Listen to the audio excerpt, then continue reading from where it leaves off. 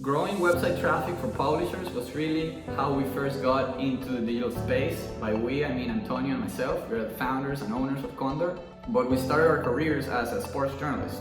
And more than the profession, we were both huge sports fans, so we saw the need in the marketplace for a more modern and more digital content offer for the fans. I remember going to my boss and to the owners of the newspaper where I worked and telling them, we should do a mobile app with live scores. Why don't we do a fantasy baseball website for the Venezuelan Winter League? Let's do a podcast. But it was not a priority at the moment. The budget was never approved. So I got tired of it, and when I was 1 year out of college, 24 at the time, I quit, and the little savings that I had, I put it into building that website myself. This is actually the first draft of our first design website that when we had it ready, we couldn't afford to build our own audience to start monetizing it. So I went to the newspaper where I worked and I told my previous boss, okay, I have the website ready, now do you want it? And that's really how we got our first client. It was a product that people wanted, and with a simple but well thought SEO work behind it, the traffic went through the roof. I remember service crashed during the playoffs, and word got around that we were behind that new website.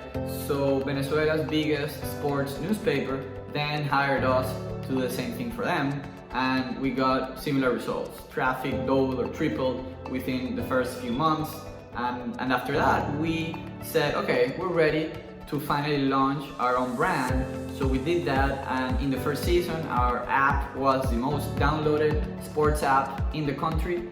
We grew our social media accounts to more than 500,000 followers, recorded more than 400 podcast episodes, and all of that after a year or two of starting on our own. It was by no means all fairy tales. For example, we invested most of our income from the first year into developing a fantasy baseball website that we could never finish. The developers basically ripped us off. We also posted a couple of videos without rights by mistake on Facebook, and Facebook closed our Instagram and Facebook accounts. And the economy in Venezuela crashed, it fell apart, and it was no longer viable to do business there. But we did learn a lot. We used that experience to start working with the biggest newspaper in the Dominican Republic, who's still our client today.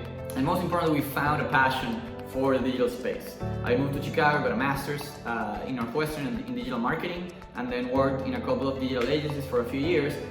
And then we said, okay, we're ready to start Condor. We started Condor in 2018, and now we want to help publishers to do what we've been doing, which is coming in as the underdogs and beating the bigger players by being smarter, by having a better understanding of the customer, of the technologies that are available, and really by doing magic with limited budgets. You can see what that means for publishers in particular at condoragency.com/publishers, and obviously I'll be more than happy to sit and have a conversation on the opportunities that we see for your media organization.